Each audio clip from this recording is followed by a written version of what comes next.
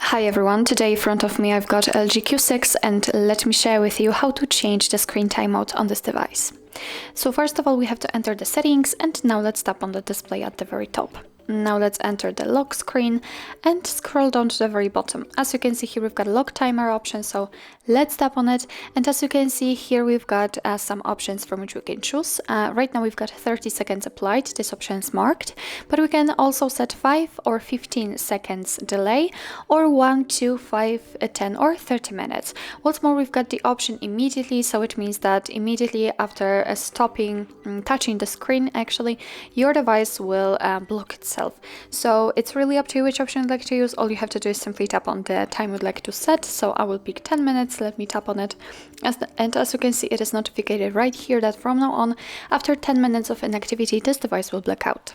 So actually this is it. This is how to change the screen timeout in your LG Q6.